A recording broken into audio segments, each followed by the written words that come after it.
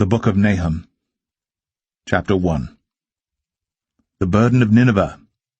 The book of the vision of Nahum the Elkoshite. God is jealous, and the Lord revengeth. The Lord revengeth, and is furious. The Lord will take vengeance on his adversaries, and he reserveth wrath for his enemies. The Lord is slow to anger and great in power, and will not at all acquit the wicked. The Lord hath his way in the whirlwind, and in the storm, and the clouds are the dust of his feet. He rebuketh the sea, and maketh it dry, and drieth up all the rivers. Bashan languisheth, and Carmel, and the flower of Lebanon languisheth. The mountains quake at him, and the hills melt, and the earth is burned at his presence, yea, the world and all that dwell therein. Who can stand before his indignation, and who can abide in the fierceness of his anger? His fury is poured out like fire, and the rocks are thrown down by him. The Lord is good, a stronghold in the day of trouble, and he knoweth them that trust in him. But with an overrunning flood he will make an utter end of the place thereof, and darkness shall pursue his enemies.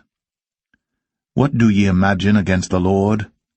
He will make an utter end. Affliction shall not rise up the second time. For while they be folden together as thorns, and while they are drunken as drunkards, they shall be devoured as stubble fully dry. There is one come out of thee that imagineth evil against the Lord, a wicked counselor.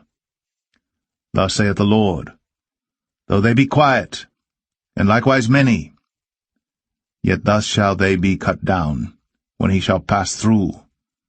Though I have afflicted thee, I will afflict thee no more. For now will I break his yoke from off thee, and will burst thy bonds in sunder. And the Lord hath given a commandment concerning thee, that no more of thy name be sown. Out of the house of thy gods will I cut off the graven image, and the molten image.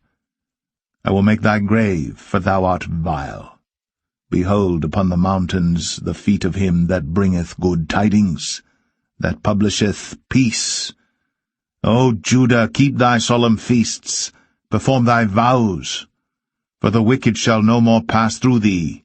He is utterly cut off.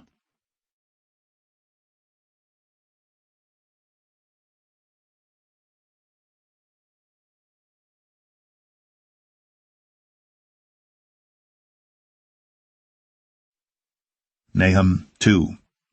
He that dasheth in pieces is come up before thy face. Keep the munition, watch the way, make thy loins strong, fortify thy power mightily. For the Lord hath turned away the excellency of Jacob, as the excellency of Israel. For the emptiers have emptied them out, and marred their vine branches. The shield of his mighty men is made red, the valiant men are in scarlet. The chariot shall be with flaming torches in the day of his preparation, and the fir trees shall be terribly shaken. The chariots shall rage in the streets. They shall justle one against another in the broad ways. They shall seem like torches. They shall run like the lightnings. He shall recount his worthies. They shall stumble in their walk. They shall make haste to the wall thereof, and the defense shall be prepared. The gates of the rivers shall be opened, and the palace shall be dissolved, and Huzzab shall be led away captive.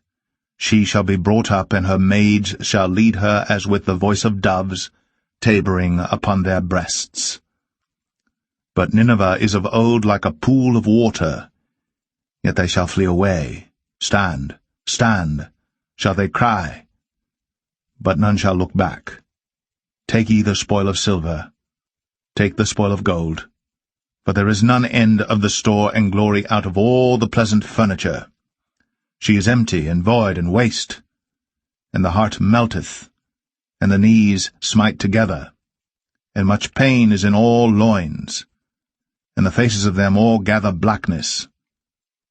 Where is the dwelling of the lions, and the feeding place of the young lions, where the lion, even the old lion, walked, and the lions whelp, and none made them afraid? The lion did tear in pieces enough for his whelps, and strangled for his lionesses, and filled his holes with prey, and his dens with ravin. Behold, I am against thee, saith the Lord of hosts, and I will burn her chariots in the smoke, and the sword shall devour thy young lions, and I will cut off thy prey from the earth, and the voice of thy messengers shall no more be heard. Nahum 3. Woe to the bloody city! It is all full of lies and robbery. The prey departeth not. The noise of a whip, and the noise of the rattling of the wheels, and of the prancing horses, and of the jumping chariots. The horseman lifteth up both the bright sword and the glittering spear, and there is a multitude of slain, and a great number of carcasses, and there is none end of their corpses. They stumble upon their corpses, because of the multitude of the whoredoms of the well-favoured harlot, the mistress of witchcrafts, that selleth nations through her whoredoms, and families through her witchcrafts. Behold, I am against thee, saith the Lord of hosts, and I will discover thy skirts upon thy face, and I will show the nations thy nakedness, and the kingdoms thy shame. And I will cast abominable filth upon thee, and make thee vile, and will set thee as a gazing stock. And it shall come to pass that all they that look upon thee shall flee from thee, and say, Nineveh is laid waste. Who will bemoan her? Whence shall I seek comforters for thee? Art thou better than populous No, that was situate among the rivers, that had the waters round about it, whose rampart was the sea, and her wall was from the sea? Ethiopia and Egypt were her strength, and it was infinite. Put and Lubim were thy helpers. Yet was she carried away, she went into captivity. Her young children also were dashed in pieces at the top of all the streets, and they cast lots for her honourable men, and all her great men were bound in chains.